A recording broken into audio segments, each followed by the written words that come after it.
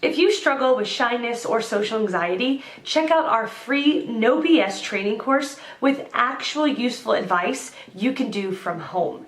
None of that just get out there nonsense. The link is in the description below. For now, let's get to today's question. The question, what is your current level of social anxiety? Answer by John Kyle. Ever since the term social phobia appeared in the DSM-3 in 1980, there has been confusion as to the differences between shyness and social anxiety disorder, the new diagnostic category formerly called social phobia. Good place to learn how to overcome social anxiety. It is not true that all people with social anxiety disorder are shy. I have personally worked with many people with personalities that were extroverted. Having social anxiety held them back and restricted them from doing what they wanted to do in life. When they overcame social anxiety, they found they enjoyed being the center of attention and the life of the party. The definition of social anxiety disorder has shifted over the past 30 years as the seriousness of the situation became clearer, and government epidemiological data consistently showed a larger percentage of the general population suffering from social anxiety symptoms. Minor changes were made in the latest version, the DSM-5, to indicate that the fear, anxiety, or avoidance is persistent, typically lasting 6 or more months. The question about what constitutes shyness as opposed to social anxiety disorder originated because of the problems of over or underdiagnosing the amount of social anxiety felt.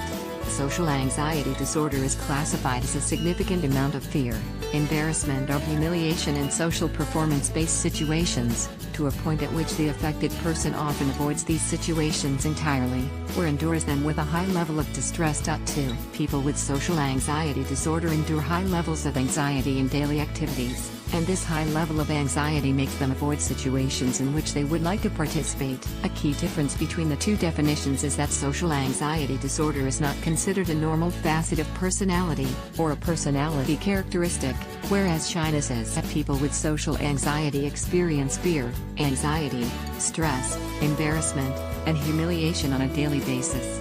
The amount of anxiety experienced is enough to inflict great emotional pain and cause people to avoid situations, rather than facing them and experiencing fear and anxiety. The manner in which significant impairment or distress is defined impacts whether social anxiety symptoms are classified as disordered or non-disordered.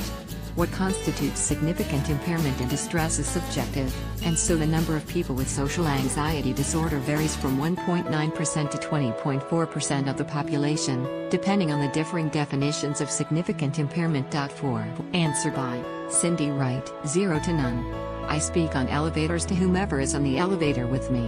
I initiate conversations with people I am in line with. Hey, you look great to any passerby. But only if they look great. I speak to men, women, and children. But men are most fun. So, social anxiety would appear to be non-existent with me. Am I on an isolated island? Hell no. We're all in this together. Answer by Andrea Bruciaga. I am trying to control it. I'm the type of person who accepts what happens and lets everything go without worrying, but when anxiety kicks in, I have no idea what to do or how to feel.